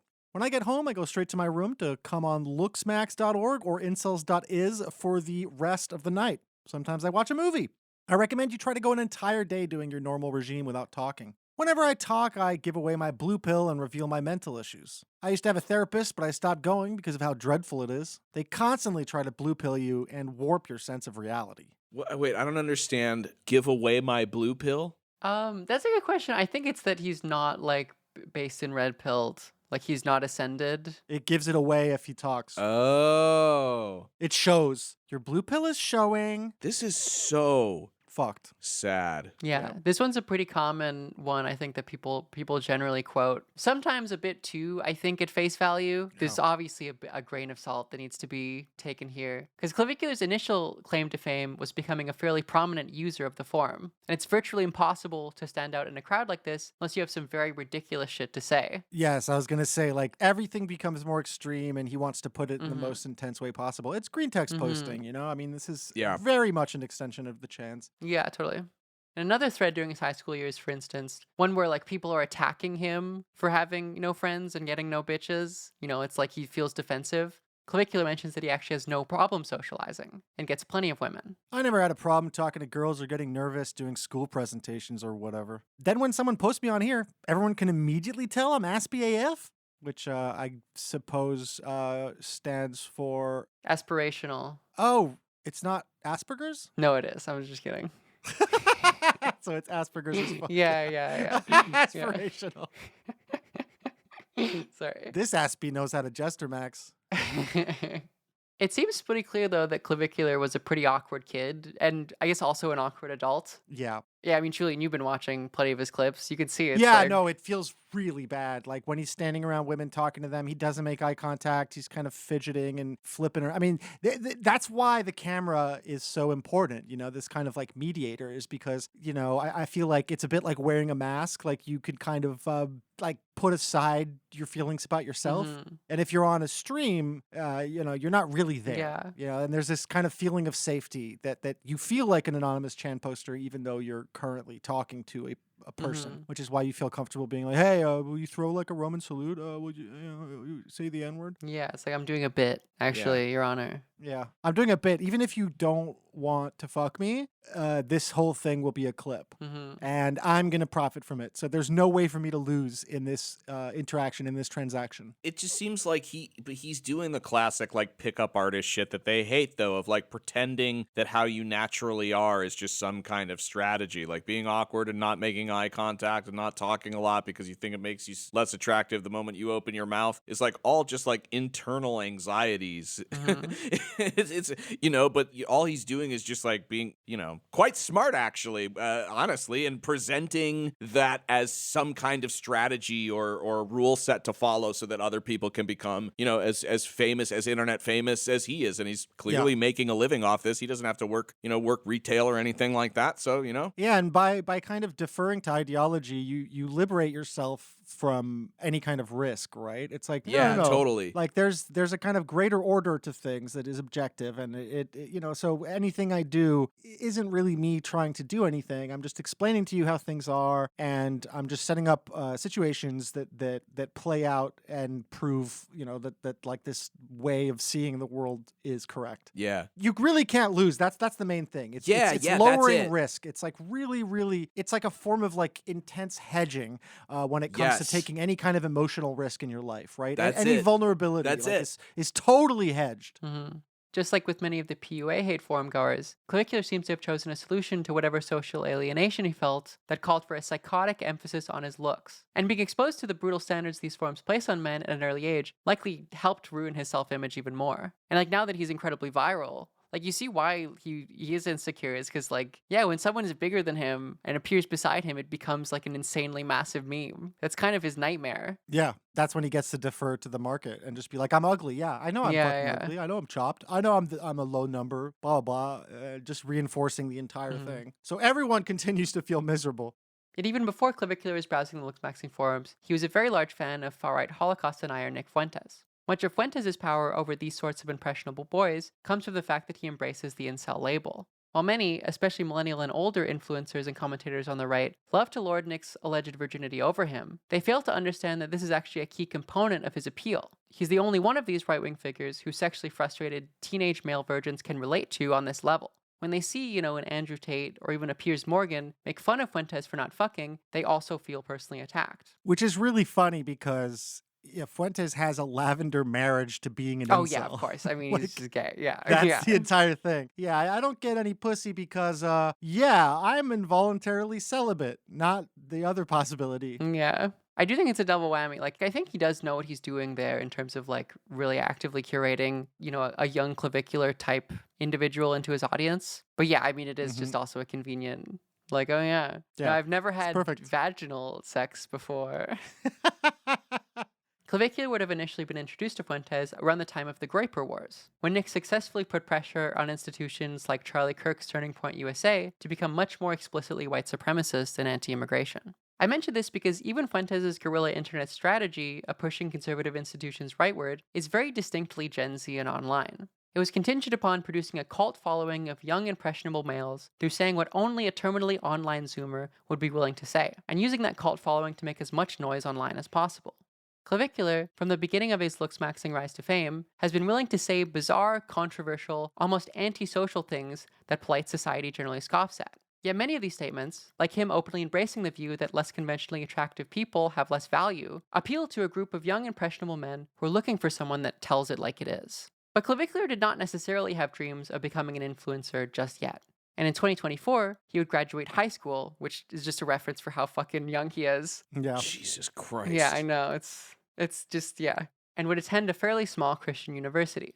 While he had some sort of aspiration for a normal job, he was already reveling in his position as a looksmax.org micro-celebrity. And while I've noted that Clavicular has likely over-exaggerated both his looksmaxing regimen and the severity of many of his beliefs, it's still pretty clear that the guy is willing to do a lot of dangerous shit for the sake of getting hotter. He streamed himself injecting peptides into his face as a means of dissolving bits of fat, and also did this to his girlfriend on stream when she was 17 years old. I'll have you know that that was not his girlfriend. It was, in fact, a woman who looksmaxed herself using him as some sort of example. And obviously he's derogatory to almost everybody around him, but he makes it very clear, no, I was injecting an underage woman who is not my girlfriend in the face. But yeah, she has like a kind of before and after that they love to use because, you know, they want to show that there are like examples of people who've gotten hot using his techniques. And so, of course, those are such rare people that he will get them on stream and inject them in the face with stuff. Yeah, he does seem to attract a lot of like very also antisocial people who are willing to use him for clout. Yeah, very evil. Everything is very evil all around him. He lives in just like hell narcissism world. Yeah. There's one lady recently who I believe pretended to be like a lesbian incel around him and saying like, oh, I didn't have a boyfriend. And then like immediately after had a stream where like her virality beside Clavicular was used to get like a shit ton of Kick viewers and subsequently subscribers. And then she like revealed that actually she has a boyfriend and she's not an incel, that she tricked him. Incredible. Brutally tricked. Brutally, brutally lie The content, the people, they're depriving themselves just watching content this awful. Like, this is what people spend their time following. It's like, it's like a weird sort of like mutation of like TMZ culture. There's something that's, oh God. Yeah, no, it is. It's like reality TV, but like everyone is actually real. Like they're playing it up, but it's like they're real and it's live. This is who they are now. There's no distinction between the character and the person. He's also posted his steroid regimen at 18, claiming to have been on a 550 milligram of testosterone a week dosage since before he reached the age of majority. Oh my God. Oh my God. That's a lot of steroid. Like that's a pretty high a dose. lot. Yeah. Probably bullshit. Whoa. I mean, yeah, well, the steroid claim is a bit easier to verify, and we'll get to that in a second. In what is likely a combination of being edgy for attention and just being a dumbass, he was also asking the Lookmaxxing forum how he could manage to find his own Botox to administer injections to himself, refusing to get it done professionally as he was saving up for a very serious double jaw surgery, which is an extreme, surgical intervention, especially for someone who naturally has a very strong symmetrical jawline. Like, you're doing fine, man. Like, there's no idiot. He's an idiot. He has no idea. I've had a friend, two friends actually, who have had serious like jaw sinus surgery, and it is no joke. It's like a 6-month recovery, I think. Yes. It is insane. Oh my God. And none of it's going to come out like how he wants to. He's going to end up looking like one of those guys, one of those brothers. You know who I'm talking about, those weird guys whose faces, The Bogdanovs? Yeah, yes. R.I.P. Lost to COVID, lost to Pfizer. It's I mean, didn't Jake Paul get some jaw surgery recently in the ring? When that guy knocked his block off. Internet gives people such bad body dysmorphia. Oh, I see what you mean. Yeah. Sorry, I got it. I would recommend that intervention for Clavicular as well. Yeah. I mean, honestly, it's a shame that the like internet celebrity boxing matches are kind of out of style because you got to pressure Clavicular into doing one. Yeah, that'd be amazing. Yeah, MTV used to have a good show about that. Everybody was made out of clay. Yes, I do remember this. They should bring that back, but for real. Clavicular would brag on the Looksmax forum about how little time he spent in the gym, relying on steroids' ability to drastically increase muscle growth with little to no extraneous exercise involved. This is, of course, a long-term problem, most crucially because all of your muscles become enlarged, including, for instance, your heart. Oh, whoops. Oops. But that is a problem for a Clavicular of at least a few years down the road. Yeah. Right now he has issues enough with the meth addiction. Maybe it's what he wants, though. Imagine Clavicular hitting 30, starting to see the crow's feet around your eyes, I don't know if he could handle it. He already looks pretty fucking old. He really does. He's really fucked up his body. It doesn't look good. Like if he was like 30, I'd be like, yeah, that makes sense. I mean, he's still a good-looking guy. It's just like he's aging. Anytime the video is not like shot in the dimness of a club, like it is rough. If you want a simple explanation for Clavicular's looksmaxxing routine, the man is chronically addicted to swallowing a spider to catch a fly. Going on steroids like Tren to minimize time required at the gym to be muscular, then taking muscle relaxers and anti-seizure medication to manage the nerves that come from your testosterone levels being 10 times beyond natural levels. He's advocated for using money from student loan debts to pay for very expensive cosmetic surgeries, the logic being that being much more physically attractive will get you far more in life than a stupid little degree. Despite being such an ambassador for looksmaxxing, Clavicular is completely embroiled in the looksmaxxing ideology. Trapped in a miserable mog-eat-mog world where any man on the street is at risk of being more physically attractive than you in some way. It's such a good version of like, I'm scared of men wanting to fight me. It's like I'm scared of men just being handsome and entering the spectacle that I'm constantly streaming. That's why I thought originally I thought frame mogging was you mog by entering the frame and looking better. I didn't think it was the frame of the body. Yeah, that's what I thought too. But they both kind of make sense. Like you're always serving the spectacle, and so you take a risk doing that. But of course, it's a risk that's completely hedged. So don't worry. Clavicular's looksmaxxing routine would start to become a serious problem for him at the end of 2024, when, as a 19-year-old, he would crash his car into a ditch as a result of his abuse of the muscle relaxer baclofen. Jesus. This would be devastating for Clavicular, not because anyone was hurt, but instead because it greatly set back his goal of affording a double jaw surgery. He would shortly after also be expelled from university for hiding testosterone in his room, something he claims only happened because members of the Looksmax forum reported him to his university. Yeah, after that he was like, that's it, you've got me, you've ruined the rest of my life, so now you're gonna have to listen to me. There's like this weird like way that he casts it as like, well, I guess you stole my life. Now I'm gonna be in your face forever. Yeah, there's a clip where he's like, I wish I had a normal life, I could be in university. Yeah, I wish. Sure you do. Yeah. Yeah, I mean that is a good point that it's like, well, you were posting so much on the looksmaxxing forum, you weren't going to class. Like this is that right-wing thing of being like, well, I wasn't a Nazi, but now I am, that I heard you call me one. Now, you may look at his life trajectory and chalk it up to pure stupidity, and that's totally fair and reasonable. But it's also importantly a type of stupidity that's incredibly embedded in a younger Zoomer urge to post one's life on the internet as much as possible, and one's real actual life, in a way that's traceable to their identity. Following Clavicular losing access to upper education, he would go all in on looksmaxxing content on the internet. And Clavicular is a good-looking guy, just I'm not exactly sure to what extent that's the result of, say, him tapping his cheekbones with a hammer regularly until the pain is too unbearable to continue. Yeah, no, it's definitely not. It's very funny because that specific thing, the bone smashing, it just makes them look like fucking swollen. Yeah. They do start to do early Bogdanov pretty quickly.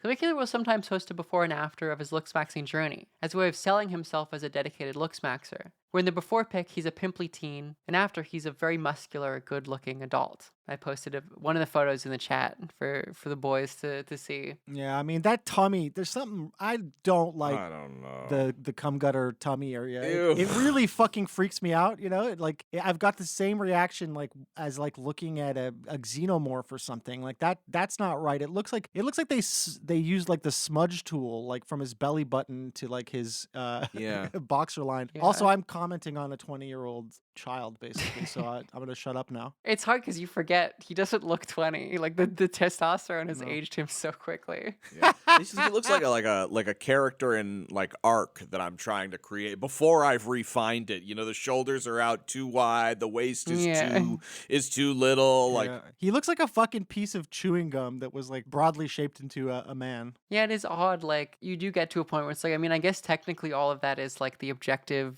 incredible ideal, but it does just feel strange on like a real person. Oh yeah, that's the next generation. I think we're going back to not caring. Yeah. Which thank God. I think this is the pinnacle of like caring too much, and we're gonna all laugh looking back. Yeah, hopefully there's a backlash because I mean Gen Z is like really bad body dysmorphia. There always is. No, it's really bad. So I think that there's gonna be hopefully a little bit of a kind of swinging of the pendulum the other direction. Let's hope. I'm not sure it's gonna be good, but.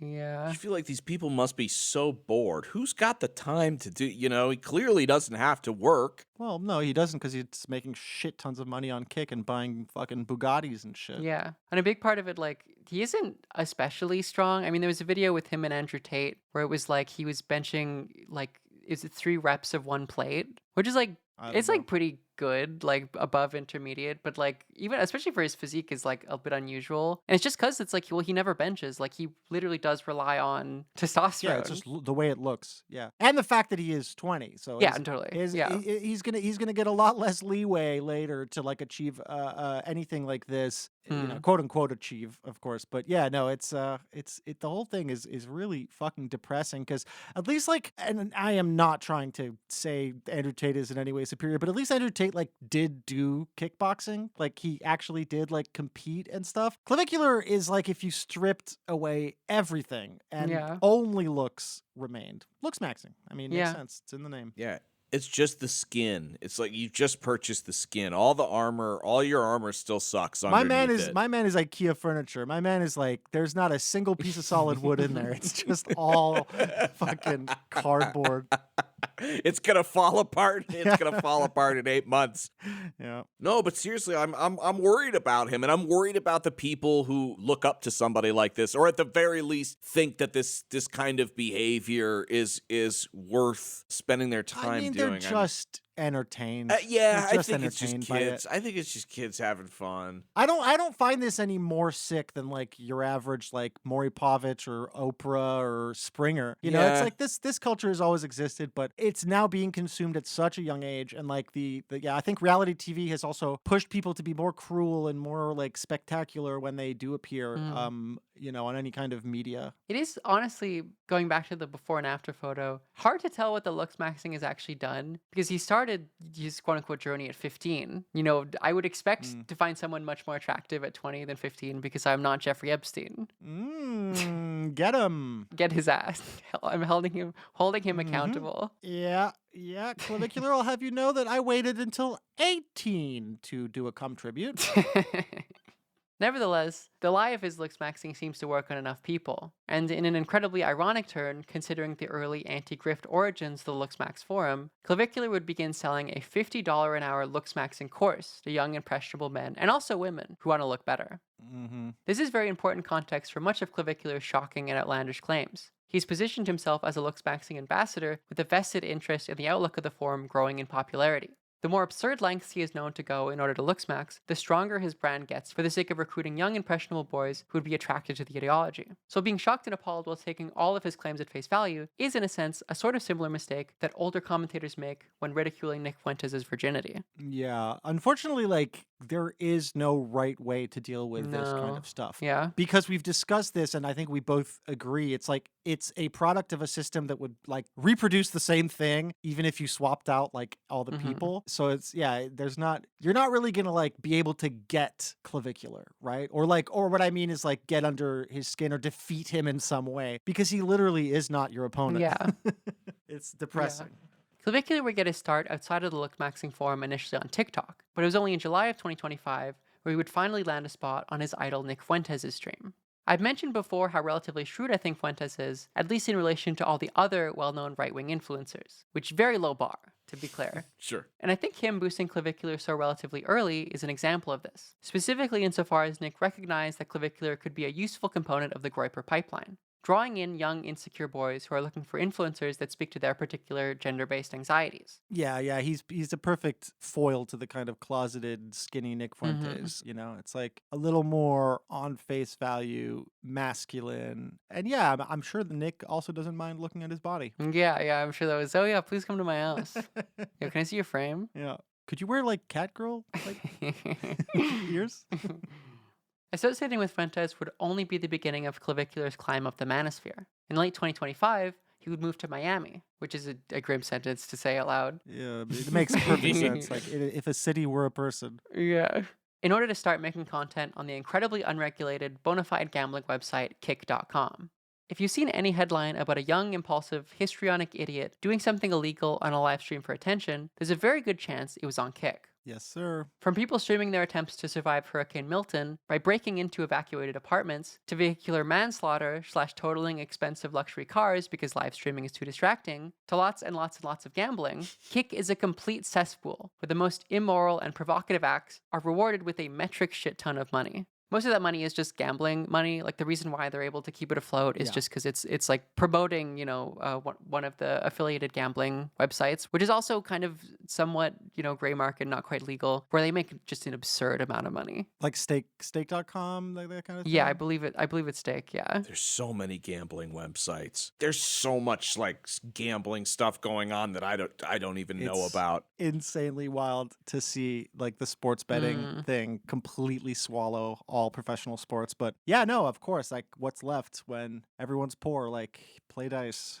Yeah, it's really bad. And like even on Kick, like other streaming websites like Twitch, it's like you get 70% of subscriber money. Like so Amazon takes 30%. With Kick, it's like you get all of it because they're like, we don't fucking care. Come to our website, take all the money from people paying you. Are there any nice people that are streaming on Kick? I think sure there are a but couple. they're just wholesome maxing. Exactly. They're also doing their own calculation. Do you think as a nicer, more empathetic person that I could do well on a site like Kick? That depends. How recessed is your maxilla? That's true. I don't know. What do you guys think? I feel like my nose is getting a little bit bigger. Yeah, we as need I get older. to measure you. Liv and I would have to measure you. The sides of my hair are starting to get gray. And my beard is all gray. What does that mean?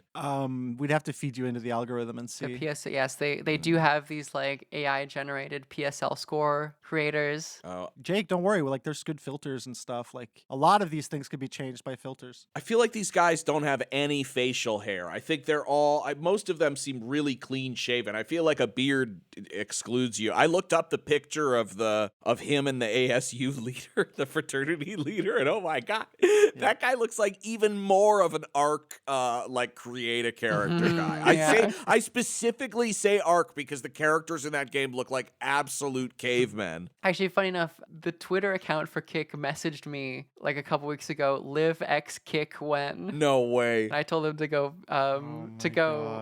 Oops themselves. Nice. So they are like pretty because I have a Twitch stream, twitch.tv/LeVegar. Wow. They're pretty. Yeah, they're trying to recruit. Yeah, they're trying to scalp. But that is just. I think there are like some kind of lib, left wing, and like maybe politically neutral people on the website. But for the most part, it is just about like you can stream semi-illegal shit on here, unlike on Twitch where you'll get banned. Yeah. Clavicular was therefore absolutely perfect for the site. Most of his big streams have been IRL, meaning he's out in public. Think of these streams like an even more unregulated version of reality TV. Everyone is essentially doing improv for content and trying to get attention. And Clavicular is a fairly abrasive guy on camera, saying pretty overtly cruel things to other people for views. And sometimes it's Clavicular who's the one who's getting played. I should have mentioned that the ASU frat boy who frame-mogged Clavicular was not just innocently asking for a photo. He was pretty clearly puffing out his chest and attempting to appear bigger than Clav. He, too, is a looksmaxxing adjacent fitness influencer named Varys, and later admitted he wasn't even a member of the frat Clavicular was visiting, despite, of course, putting ASU frat leader in his bio. Amazing. Clavicular is, as I mentioned before, quite awkward, and this comes across very clearly on his streams. Here he is, for instance, explaining to a beautiful woman that he's gotten, quote, piss-mogged before. Like bong pee? Yeah. I just go and he puts the camera at the floor. Okay. You know? Yes. Do you mute it? Sometimes. Sometimes no? Yeah. They like listening. Yeah, sometimes I like to hear And it. they'll rate the stream, you know? Yeah. You ever, Stream or else stream. I've gotten piss-mogged before. You know, I wrote a thread about it. Real ones know. Really? Yeah. Wow. Like when someone pisses next to you and they have like a bigger stream. Oh, I'm sure. It's pretty brutal. Oh my god. Yeah, I'm doing a gauging on my urethra for a bigger stream, quote unquote. This is just like dumb guy flirting. I don't know. Yeah, he's like, yeah. One time, there was a guy who was pissing next to me, and he pissed louder than me. Yeah, real ones know. Anyways, are we gonna fuck later or not? Real ones know. Real ones know. Mm-hmm. The real ones know, by the way, is a reference to a thread on Looksmax that Clavicular made in 2024, related to a bizarre racial anxiety he had following a black student peeing much louder than him in an adjacent stall. Oh God, you can't escape it, man. Yeah. But imagine leaving that restroom and being like, man, that guy peed a lot louder than me. Yeah. Oh God, what I mean, how tortured? How tortured if you're micro analyzing that level of wins and losses as you make your way through this already, crazy world. Yeah, and it is this mogging culture. Mhm. I mean, there was I think in the same bus, because I think Clavicular has this weird bus, but like it's him and Andrew Tate, and Andrew Tate is absolutely going off about, yeah, we're gonna mog this, we're gonna mog that, and blah, blah, blah, like trying to be in on the lingo. It's fucking sad. He's fucking turning 40 soon. Yeah, it's embarrassing. In later 2025, Clavicular would begin collaborating with some of the bigger names on Kick, like Aiden Ross and Jack Doherty, who deserve episodes of their own for being just complete fucking narcissist idiots. Doherty got banned for a while on Kick. He was the one who crashed his incredibly expensive car because he was too busy streaming, and then he was telling his injured cameraman to get the shot while he was bleeding. Just insane. These are Clavicular's primary gimmick on these larger streams concerned content creators asking him to apply the PSL rating scale to various people, which typically was followed by Clavicular spitting out a list of Byzantine facial measurements to justify how hot he believes they are. He is, in a sense, bringing the rating system of physical beauty pioneered on the PSL forums and then looksmaxx into a mainstream audience that had not seen it before. And, of course, Clavicular would generally say the most immediately controversial take about the individual he was being asked to rate, as we saw before with his interview with Michael Knowles. Here's another example of him talking to non-white, white nationalist streamer Sneeko about Kyle Rittenhouse. Kyle Rittenhouse just got married, though. Did you see his wife? She has a bunch of sleeve tattoos. She has tattoos? Hold on, I'm gonna show you. Well, congrats to Kyle Rittenhouse. He's now a married man. I'm very. Let's see. I hope the best for him. Let's show you this. Dude, I find it that's peak Jester Max and complete opposite end of the spectrum from everything I talk about, what he did, how he risked his life to go defend stores in another state. That's why I was always very anti Rittenhouse. Yeah, and the crying at the courthouse, couldn't understand why he was upset. But okay, here's his. I'll show you the marriage, the proposal. Here it is. Oh my God, holy cringe. Are you serious? Congrats to Kyle. I'm happy he's married. Why is this cringe? Dude, look at her arms. Are you serious? Yeah, that looks really expensive. Those are getting a whole sleeve done. That must be like $3,000. I don't know. So the way I feel about tattoos for men, it's just I would never do it, but I'm not the most outspoken if people have them. As males, I think there's a certain aesthetic that certainly fits into it. But if you're a woman and you're getting tattoos, you know, I don't know if I'm allowed to say this on YouTube, but you're just a trashy, I don't know what you could say. I think you could say that word. Jesus. My favorite clip of his, this is from Will Sommer's piece on it, which I would recommend you read, is after the ASU frat leader situation. He goes to eat dinner and he orders it's this really nice restaurant and he orders chicken tendies instead of something, and they forget to bring it out to him, and he has this moment where he's just about to cry. And the lady there, who is, I believe, the one I mentioned before that was using him for clout and pretending to be a femcel, which is female incel. Okay. It's are you okay, Yes, actually? yes. And he's no, I'm fine. You just have these really dark actual moments in Clavicular's life just on stream where it's he's not doing a bit. This is a low for him. He can't do a bit. He's not able to. He's just doing himself. Yeah. Yeah. It seems like he's puts himself in situations that make him incredibly uncomfortable. Yeah, I mean, I think that he is quite an anxious person, and then also being on testosterone, shit ton of testosterone makes that so much worse. So I'd imagine he just there is a truth to the I word min or whatever and try not to speak to anyone all day. There is a truth to that sentiment with him that he probably doesn't want to do shit like that. It probably is deeply uncomfortable for him. Yeah, it's because I've had the thought as a young man, don't speak too much. You're gonna give away, you're gonna give it up too quickly, or they're gonna know that you're a nerd, or that you're not, don't speak too much. There is that instinct, especially for somebody like me that likes to talk a lot. But it's not something that I'd be okay, tomorrow practice do 10 less words. Or it's not something that I would assign statistics to, almost a sport or a gamification almost of stat points and stuff that these guys all seem to be obsessed with. Yeah, there's a pathological optimization. It's in the kind of the term maxing, which I believe is originally from video games, min-maxing, where it's there's some stats if you play a game really well that you can only care about. You only care about, magic damage or whatever and not mana or something. But they're doing that in real life. life. Yeah, that is the only lens through which I understand this. Yeah. And I've seen, like, I get advertised all of the stuff for, like, older millennials, like, like lose, you too fat, too bald, all of those things. Shoes make you bigger. Too fast, too furious. Too fat, too bald. Clavicular is a very fascinating figure. While it might be easy to compare him to a grifter, such as the pickup artist that PUA Hate was originally made for, he I think instead is far more of a true believer. He genuinely is on a list, I think, of medically dubious substances in order to ensure he's as hot as he possibly can be. And at this point, he can't go back. The edgy, controversial internet alias he inhabited as an insecure teenager, who at the very least self-identified as autistic, has now ballooned into his real life. Clavicular is in a prison of his own creation, likely on a testosterone dosage that would give a well-put-together individual constant panic attacks. He's now attached not only his self-worth, but also his career to being as hot as possible, subjecting himself to an increasingly large amount of scrutiny concerning his looks. I mean, the easiest way of getting an insult on the internet is calling yourself hot. Because people are like, sure, really? Like, you that hot? Start pointing out little things. Yeah, totally. And you see this with, like, even, like, left-wing people who don't like Clavicular. They'll be like, oh, look at his, like, bench max. Look, oh, he looks so small now. And it's like, yeah, I mean, it's hard not to have that reaction when someone... That's just the adversarial dynamic that always comes about on the internet when someone positions themselves like this.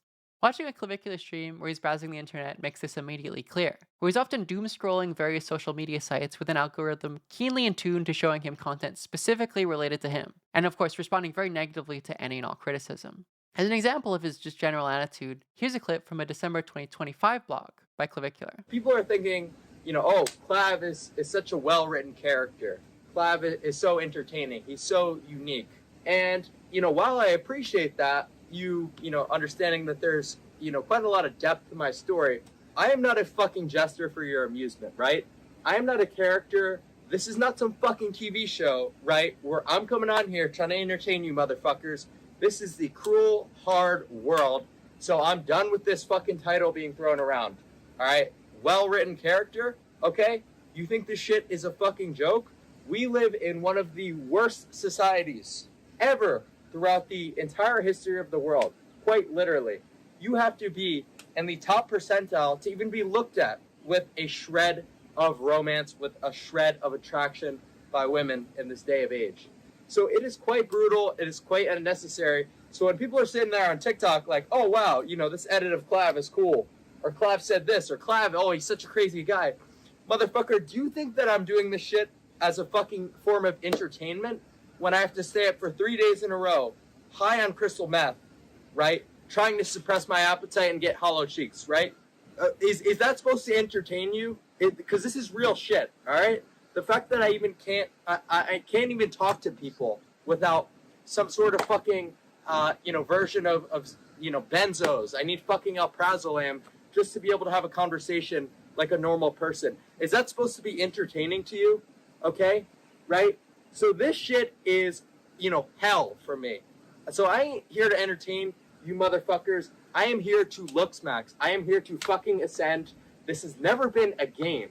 This has never been a joke. Yeah. A true believer. Yeah, I mean, I think this is also what separates it from reality TV. And he makes that point himself, right?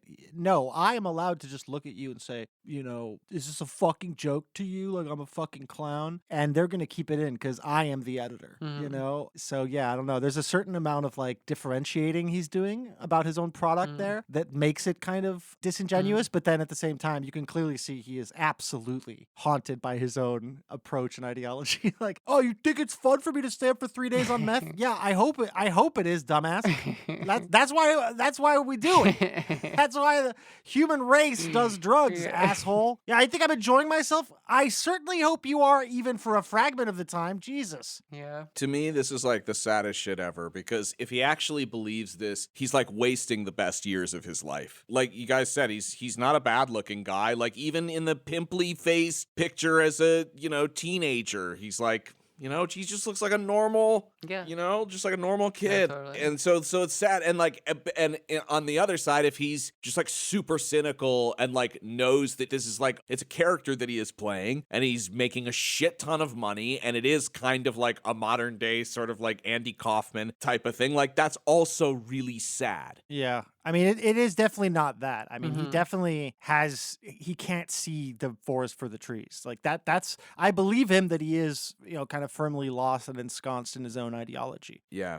Yeah. Anyways. But this is, especially with the drug use and the things that he's doing to his body. Yeah. Like, he's barely out of high school. And like, I think if I had defined my life around anything that I believed in high school or, experiences that I thought were going to, have monumental repercussions, like I would be so fucked. So I can only hope that he grows out of, that this is a particular type of content and that he grows out of this into a more fully formed neo-Nazi, which is the only direction, which is the only direction that this is that this is heading. This is just a stop on the way to some kind of Nazism. When you're this obsessed with how you look and other people look and how comparing them to what God forbid what I'd hate to think what he thinks of like ethnicities like that are anything other than white. Yeah.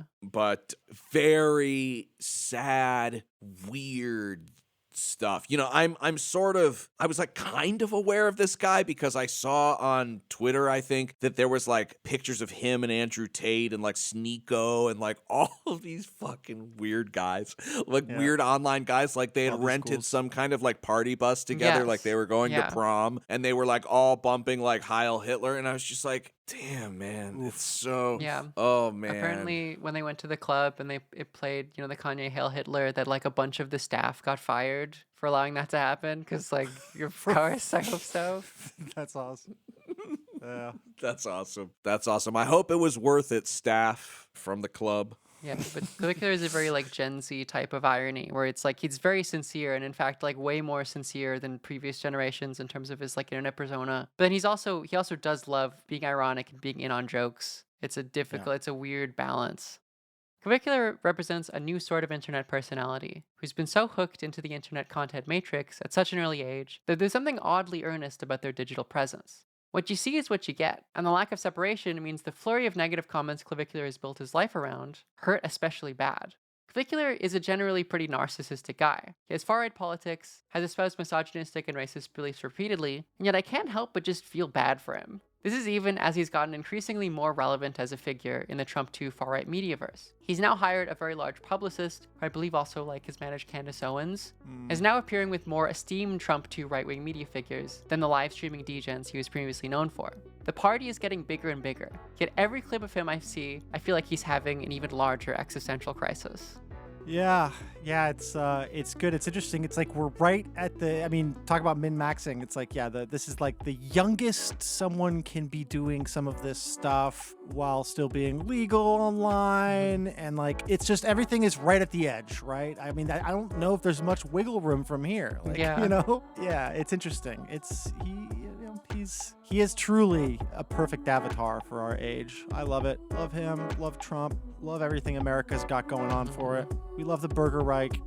Well, thank you, listener, for listening to another episode of the QAA podcast. We've got a Patreon, patreon.com/QAA. You can sub for $5 a month and get access to a premium episode for every main that we put out. Definitely go check that out. And then also go check out cursedmedia.net, where you can find all of our miniseries, past and present, and sign up for a yearly fee and get access to that whole ecosystem where we're continuing to put out stuff that kind of is more serialized or in depth, or otherwise doesn't quite fit underneath the QAA publishing imperium. So for the publishing imperium, QAPodcast.com. And what can I say, Foyd? Until next week, may the Jester Goon mog you and munch you.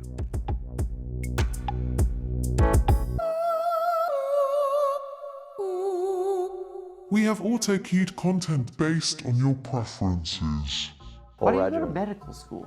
Well, I got kicked out of school. Yeah, but whatever. We'll get you back in. I don't want to be a Jewish mother, but you should go to medical school. That's a horrible idea. Dude, why? You know all this because crap. I'm already. You could help people doing medical school. I would never go back to school. I'm already doing good enough on social media where I can't even think about the word school in a serious context. You could be a doctor. You could be a good doctor. It's a good job, no? No, doctors. But you know all this stuff. Do doctors agree with the stuff you're saying right now? Or doctors are you're a rogue. I'm telling you, listen to this.